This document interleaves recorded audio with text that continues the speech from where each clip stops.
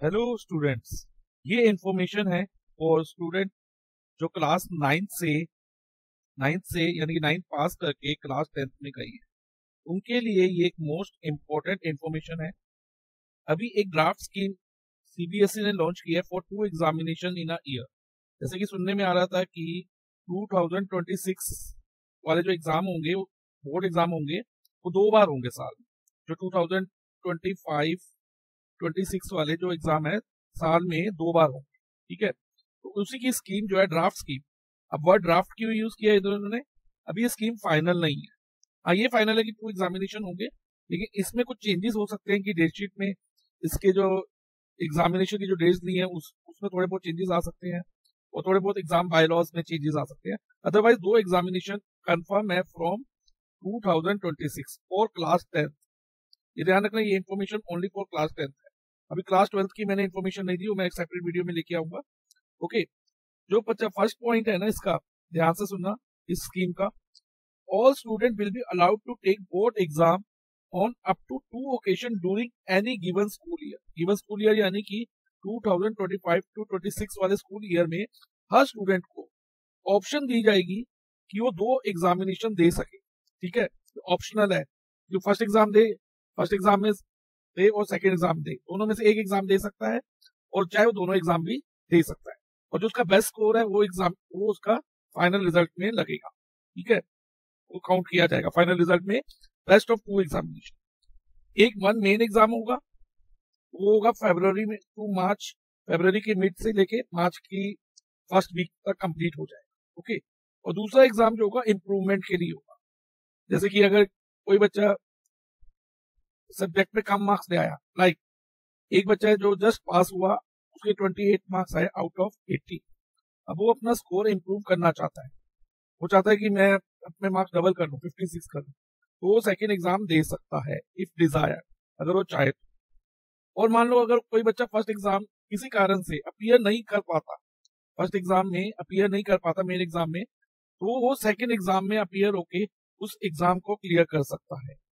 तो बेसिकली ये जो सेकंड एग्जाम है ना, एक चांस है आपके स्कोर को इंप्रूव करने के लिए, या अगर आप कभी किसी सब्जेक्ट में फेल हो गए या कोई एग्जाम नहीं दे पाए, उसको दोबारा दे के पास हो सके किसी भी सब्जेक्ट।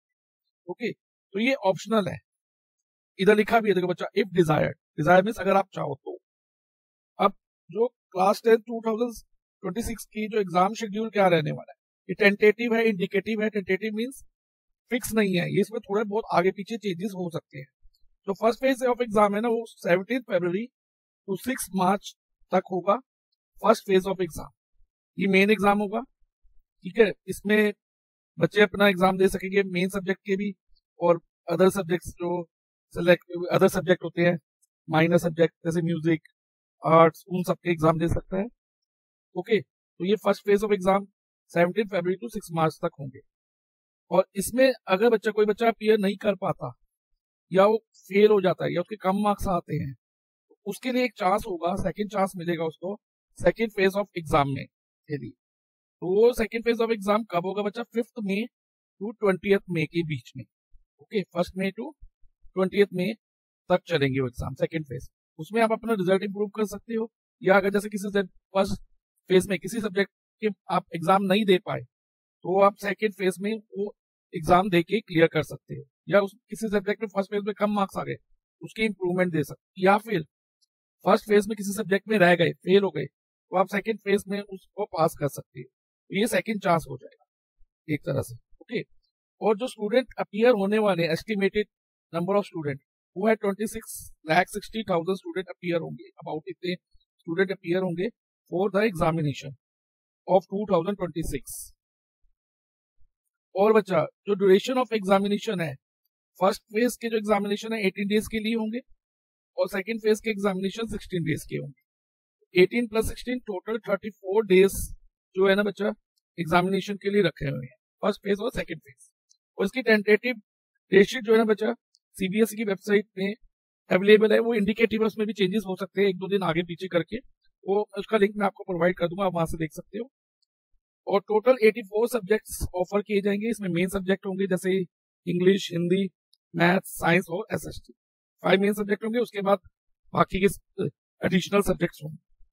और इतनी जो बचा इधर नंबर लिखा हुआ है 1,72,90,000 आंसर शीट इवेल्युएट होगी, चेक होंगी, ठीक है, इन दोनों एग्जामिनेशन की मिला के। तो अब जो थर्ड पॉइंट है, मोस्ट इंपॉर्टेंट पॉइंट है, ध्यान से सुनना बच्चे इस पॉइंट को। तो जो examination will be conducted on full current syllabus, जो अभी का करंट सिलेबस है ना, फुल करंट सिलेबस रहेगा इस दोनों एग्जामिनेशन के लिए। और जो टेक्स्ट बुक है वो भी सेम रहने वाली। उसका मतलब बच्चा बुक्स में कोई चेंज नहीं है और सिलेबस में भी कोई चेंज नहीं है फॉर 2025 टू 26 सेशन के लिए, ठीक है। और दोनों एग्जामिनेशन में फुल सिलेबस आने वाला है, ये भी आपको माइंड में रखना है, ठीक है। और अब fourth point, the examination centre will be fix for first examination and for second examination to the same centre shall be allotted. जो सेंटर फर्स्ट एग्जामिनेशन के लिए होगा, जिस स्कूल में आप फर्स्ट एग्जामिनेशन देने चाहोगे, वो आपका एग्जामिनेशन सेंटर होगा for first board exam.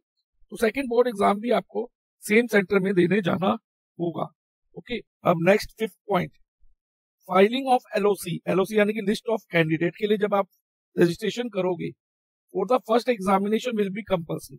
First examination के लिए जो रजिस्ट्रेशन है वो कंपल्सरी है, वो आपको करना ही करना है रजिस्ट्रेशन।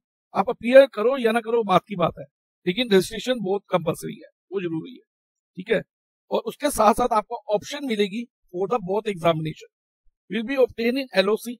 जो फॉर्म मिलेगा ना उसमें सेकंड एग्जामिनेशन की ये भी आपको ऑप्शन दी जाएगी, बोथ द एग्जामिनेशन की ऑप्शन दी जाएगी when filing for first examination. जब आप फर्स्ट एग्जामिनेशन की ये फॉर्म भरोगे तो उसी वक्त आपको सेकंड एग्जाम की भी ऑप्शन दी जाएगी।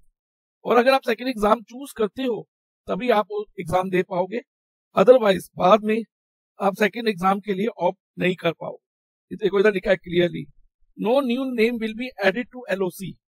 लिस्ट ऑफ कैंडिडेट में कोई भी नया नेम ऐड नहीं होगा LOC of the second examination. अगर आपने सेकंड एग्जामिनेशन चूज करना होगा उसी वक्त चूज करना होगा जब आप फर्स्ट एग्जामिनेशन के लिए रजिस्ट्रेशन कर रहे हो। इस चीज को आपको माइंड में रखना है, ये मोस्ट इंपॉर्टेंट पॉइंट है। अब देखो बच्चा six point, for second examination के लिए LOC will be live immediately after the result declaration. जो लिस्ट ऑफ कैंडिडेट लाइव की जाएगी, दिखाई जाएगी, ठीक है, फॉर रिजल्ट डिक्लेरेशन के टाइम पे। फर्स्ट एग्जामिनेशन का जो रिजल्ट डिक्लेयर होगा ना वो कब होगा, 20 अप्रैल 2026 को फर्स्ट फेज है ना, फर्स्ट एग्जाम, उसका रिजल्ट आएगा। और उसके बाद एलओसी और सेकंड एग्जामिनेशन लाइव की जाएगी। वो इसलिए लाइव की जाएगी ताकि जो स्टूडेंट्स है वो ऑप्ट आउट कर सके। ऑप्ट आउट मीन्स वो अपना नाम हटवा सके सेकंड एग्जामिनेशन से। अगर वो एग्जामिनेशन नहीं देना चाहते वो सेकंड एग्जामिनेशन से अपना नाम हटवा सकते हैं। तो वो कब होगा, after result declaration of first examination. और टेंटेटिवली 20 अप्रैल 2026 को फर्स्ट फेज का रिजल्ट डिक्लेयर हो जाएगा। उसके बाद आप डिसाइड करोगे कि आपको सेकंड एग्जामिनेशन देना है या नहीं देना, depending on the result of first exam, okay. तो ये चीज को ध्यान में रखना। अब नेक्स्ट जो इंपॉर्टेंट पॉइंट है, final point, student not qualified in the first examination. मान लो कोई स्टूडेंट फर्स्ट एग्जामिनेशन में क्वालिफाई नहीं कर पाता, फेल हो जाता है एक सब्जेक्ट में, दो सब्जेक्ट में या सभी सब्जेक्ट में, ठीक है, could be allow admission in class 11। उसको क्लास 11 में एडमिशन दे दिया जाएगा, ठीक है, फिर भी एडमिशन दे दिया जाएगा फेल होने के बाद। And based on the result of second examination, लेकिन जब वो सेकंड एग्जामिनेशन देगा ना उसके बेस पे उसका एडमिशन फाइनलाइज किया जाएगा। अब अगर वो जो बच्चा फर्स्ट एग्जाम में फेल हो गया, अब वो सेकंड एग्जामिनेशन में, सेकंड फेज ऑफ एग्जामिनेशन में सब सब्जेक्ट में क्लियर कर लेता है तो उसका एडमिशन जो है वो फाइनलाइज हो जाएगा। लेकिन अगर वो किसी सब्जेक्ट में बाय चांस रह जाता है दोबारा से सेकंड एग्जाम के बाद भी, तो उसको फिर नेक्स्ट ईयर यानी कि 2027 में चांस मिलेगा एग्जाम में अपीयर होने के लिए, और वो भी तब के सिलेबस के अकॉर्डिंग। जो फाइनल रिजल्ट डिक्लेयर होगा ना दोनों एग्जामिनेशन का, वो कब होगा बच्चा, 30 जून 2026 में।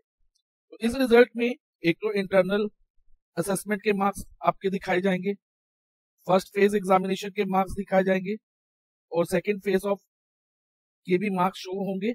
और जो बेस्ट मार्क्स होंगे फर्स्ट फेज और सेकंड फेज के, जो मान लो फर्स्ट फेज में किसी बच्चे के 48 आए आउट ऑफ 80 और सेकंड फेज में से उसके 72 आए, तो बेस्ट स्कोर कौन सा हुआ उसका 72, तो यहाँ पर 72 मार्क्स आ जाएंगे। और सब्जेक्ट मान लो इंग्लिश है, और इंटरनल जो आउट ऑफ 20 होगा उसमें उसकी 16 है, तो 100 में से जब स्कोर होगा ना, टोटल स्कोर इंग्लिश में उसका 16 + 72 88 हो जाए, ठीक है। और हमेशा बेस्ट मार्क्स लिए जाएंगे दोनों एग्जाम के। अगर फर्स्ट फेज में अच्छे मार्क्स आए तो फर्स्ट फेज वाले मार्क्स यहाँ जोड़िए, ठीक है। अब मान लो कोई एक और सब्जेक्ट है, मैथ्स है, मैथ में इंटरनल तो बच्चे ने दिया, इंटरनल एक ही बार होने वाला है, उसके 18 मार्क्स आ गए। अब वो किसी कारण से बीमार पड़ गया या वो पेपर नहीं दे पाया, तो फर्स्ट फेज ऑफ एग्जाम में उसकी एब्सेंट लग जाएगी, डैश लिखा हुआ आएगा। अब वो सेकंड फेज ऑफ एग्जाम देगा ताकि वो अपने पास कर सके क्लास 10 को, और उसके मार्क्स आगे से 76 आउट ऑफ 80, तो उसके 76 मार्क्स माने जाएंगे, बेस्ट उसके क्या माने जाएंगे 76, और टोटल स्कोर उसका आउट ऑफ 100 होगा 76 + 18 94 मार्क्स। तो ये सब इंफॉर्मेशन थी about scheme of two examination, draft scheme. Again mind में रखना, ये स्कीम चेंज भी हो सकती है, और जब फीडबैक लेगा बोर्ड, प्रिंसिपल, टीचर, स्टूडेंट से, उसके बाद थोड़ा बहुत चेंजेस इसमें आ सकते हैं। तो फाइनल स्कीम जब आएगी एक बार मैं दोबारा आपको इसकी इंफॉर्मेशन दूंगा। तो अभी के लिए बच्चा यही है। अब इस स्कीम का कोई डाउट हो आपको तो आप कमेंट सेक्शन में पूछ सकते हो, और for now I am signing off. Please subscribe to the channel. All the best.